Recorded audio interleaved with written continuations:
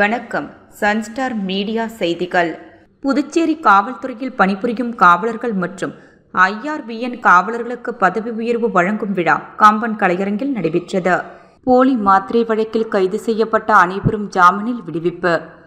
ஜனநாயகன் படத்தின் பேனர் விழுந்து ஓய்வு பெற்ற அரசு ஊழியர் படுகாயம். 3 பேர் கைது.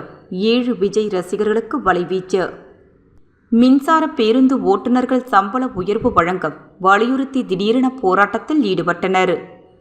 புதுச்சேரியில் போலி மருந்து வழக்கில் தொடர்புடைய NR காங்கிரஸ் மற்றும் பாஜகவினரை கைது செய்ய வலியுறுத்தி திமுக, காங்கிரஸ் உள்ளிட்ட இந்தியா கூட்டணி கட்சியினர் தர்ணா போராட்டத்தில் ஈடுபட்டனர்.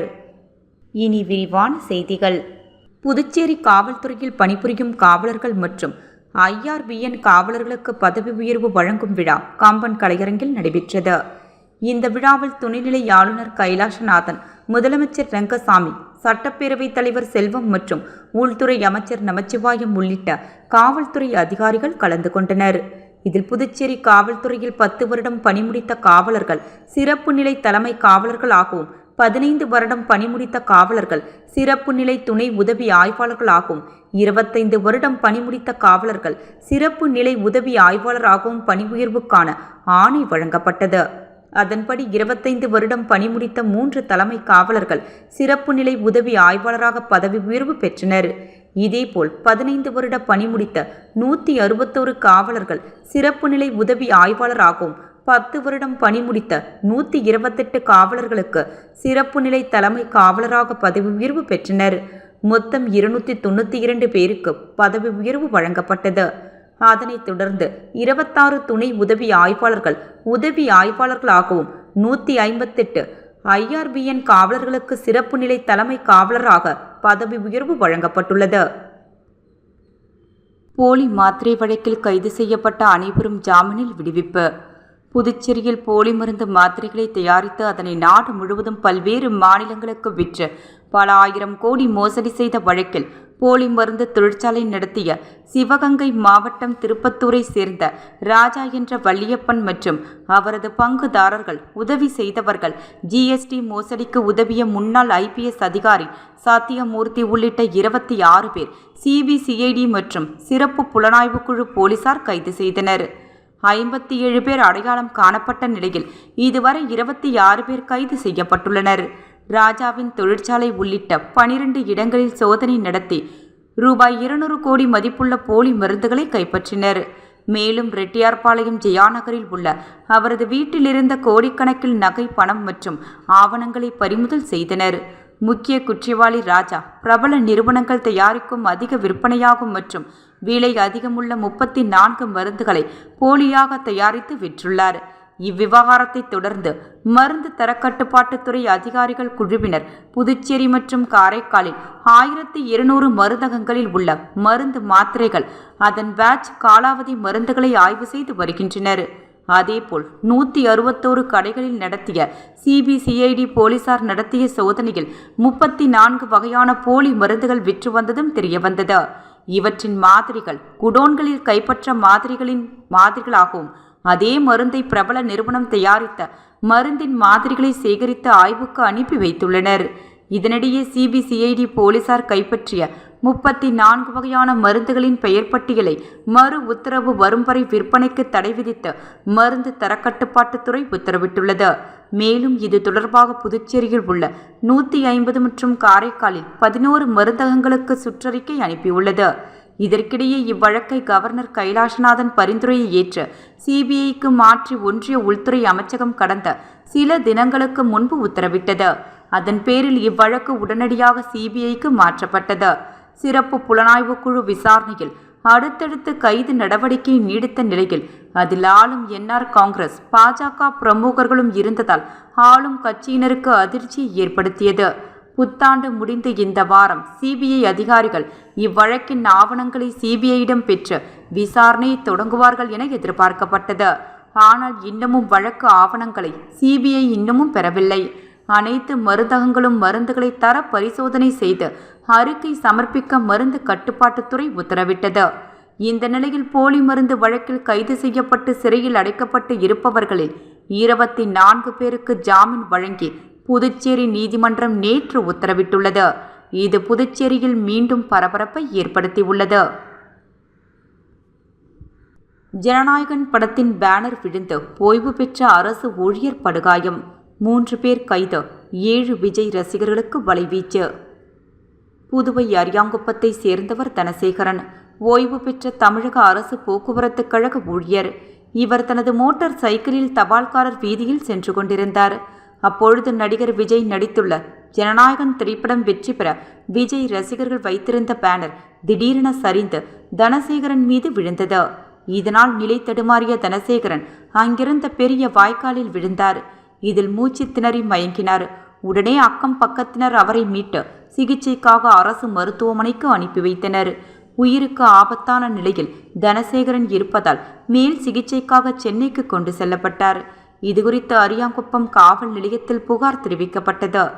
இதனையடுத்து போலீசார் பொது இடத்தை சேதப்படுத்துதல், மனித உயிருக்கு அபாயத்தை விளைவிக்கும் வகையில் அலட்சியமாக செயல்படுதல் ஆகிய பிரிவுகளின் வழக்கு பதிவு செய்து பேனர் வைத்த தாவேகா நிர்வாகி மேலும் பிரவீன், சச்சின், செபஸ்டின், மாதவன், புவியரசு, அருள், பிரவீன் ஆகிய 7 பேரை தேடி வருகின்றனர்.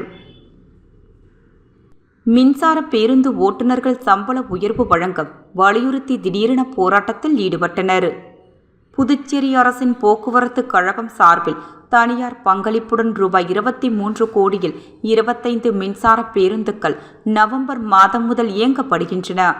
இந்த மின்சார பேருந்துகளுக்கு மக்கள் மத்தியில் வரவேற்பு கிடைத்துள்ளது. இந்த நிலையில் துவங்கிய 10 நாட்களிலேயே ஊழியர்கள் போராட்டத்தில் ஈடுபட்டனர். இவை அனைத்தும் தாவரவியல் பூங்கா எதிரே உள்ள பணிமனையில் நிறுத்தி வைக்கப்பட்டிருந்தன. சம்பள உயர்வு கோரி டிரைவர்கள் போராட்டம் நடத்தினார்கள். பேச்சுவார்த்தை தொடர்ந்து அவர்கள் பணியில் ஈடுபட்டனர். இந்த நிலையில் இன்று திடீரென்று மீண்டும் அவர்கள் போராட்டத்தில் ஈடுபட்டனர். சம்பளம் ரூபாய் 21,000 வழங்குவதற்காக அறிவித்திருந்தாலும் பிடித்தம் போக ரூபாய் 17,000 மட்டும்தான் கிடைக்கும். அதோடு தினப்படியும் வழங்குவதில்லை. இதனால் சம்பளத்தை ரூபாய் 25,000 உயர்த்தி வழங்க வேண்டுமென வலியுறுத்தி போராட்டத்தில் ஈடுபட்டனர். இதனையடுத்து நிர்வாகம் பேச்சுவார்த்தை நடத்தி சம்பள உயர்வு வழங்கப்படும் என்று உறுதியளித்ததை தொடர்ந்து சுமார் 2 மணி நேரமாக நடைபெற்ற போராட்டத்தை மீண்டும் பேருந்து நகர பகுதியில் இயங்கப்பட்டது. புதுச்சேரியில் போலி மருந்து வழக்கில் தொடர்புடைய என்ஆர் காங்கிரஸ் மற்றும் பாஜகவினரை கைது செய்ய வலியுறுத்தி திமுக, காங்கிரஸ் உள்ளிட்ட இந்தியா கூட்டணி கட்சியினர் தர்ணா போராட்டத்தில் ஈடுபட்டனர். புதுச்சேரியில் போலி மருந்துகளை உற்பத்தி செய்து நாடு முழுவதும் 16 மாநிலங்களில் பல ஆயிரம் கோடிக்கு விற்பனை செய்தது கண்டறியப்பட்டது. போலி மருந்து தொழிற்சாலை மற்றும் 10க்கும் மேற்பட்ட குடோன்களில் புதுச்சேரி சிபிசிஐடி போலீசார் சோதனை நடத்தி சீல் வைத்தனர். அங்கிருந்த நவீன இயந்திரங்கள், பல கோடி மதிப்புள்ள மருந்துகள், மூலப்பொருட்கள் பறிமுதல் செய்துள்ளனர். மேலும் போலி மருந்து தொழிற்சாலை உரிமையாளர் ராஜா, பங்குதாரர் மணிகண்டன், உதவி செய்த ராணா, மெய்யப்பன், ஊழியர்கள் என 26 பேரை கைது செய்தனர். இதில் ஜிஎஸ்டி வரி மோசடிக்கு உதவி செய்த விருப்ப ஓய்வு பெற்ற IFS அதிகாரி சத்தியமூர்த்தியும் கைது செய்யப்பட்டார். மேலும் போலி மருந்துகள் உற்பத்தி தொழிற்சாலையில் இருந்த பல மாநிலங்களுக்கு தொடர்பு, பணபரித்தனை, ரசாயன மூலப்பொருட்கள் கொள்முதல் நடந்திருப்பதால் இந்த வழக்கை சிபிஐ விசாரணைக்கு எடுத்துள்ளது. இந்நிலையில் போலி மருந்து உற்பத்தியாளருடன் தொடர்பில் உள்ள என்ஆர் காங்கிரஸ் மற்றும் பாஜக கூட்டணி அரசை கண்டித்தும் போலி மருந்து விவகாரத்தில் ஈடுபட்டுள்ள ஆளும் கட்சியினர் அனைவரையும் கைது செய்ய வலியுறுத்தியும் உயர்நீதிமன்ற நீதிபதி மேற்பார்வையில் சிபிஐ விசாரணையை துரிதமாக நடத்த கோரியும் இந்தியா கூட்டணி கட்சிகள் சார்பில் சுதேசி மில் எதிரில் அருகில் தர்ணா போராட்டம் நடைபெற்றது. சட்டமன்ற எதிர்க்கட்சித் தலைவர் சிவா, காங்கிரஸ் தலைவர் வைத்திலிங்கம் எம்பி, முன்னாள் முதலமைச்சர் நாராயணசாமி தலைமையில் நடைபெற்ற ஆர்ப்பாட்டத்தில் காங்கிரஸ், திமுக சட்டமன்ற உறுப்பினர்கள், விடுதலை சிறுத்தைகள், மதிமுக, கம்யூனிஸ்ட் உள்ளிட்ட இந்தியா கூட்டணி கட்சியினர் 500க்கும் மேற்பட்டோர் பங்கேற்று ஆளும் அரசுக்கு எதிராக கண்டன கோஷங்களை எழுப்பினர். மேலும் போலி மருந்து வழக்கை வெளிப்படைத் தன்மையுடன் நடத்தவில்லை என்றால் நீதிமன்றத்தை நாட உள்ளதாகவும் இந்த கூட்டணி கட்சியினர் தெரிவித்தனர். புதுச்சேரி மாநிலத்தில் மறைந்த முன்னாள் முதலமைச்சரும் திமுகவின் உயர்நிலை செயல்திட்டக்குழு உறுப்பினருமான ஆர்வி ஜானகிராமன் பிறந்தநாளை ஒட்டி அலங்கரித்து வைக்கப்பட்டிருந்த அவருடைய திருவுருவ படத்திற்கு சட்டமன்ற எதிர்க்கட்சித் தலைவர் ராசிவா தலைமையில் திமுகவினர் மலர் தூவி மரியாதை செலுத்தினர்.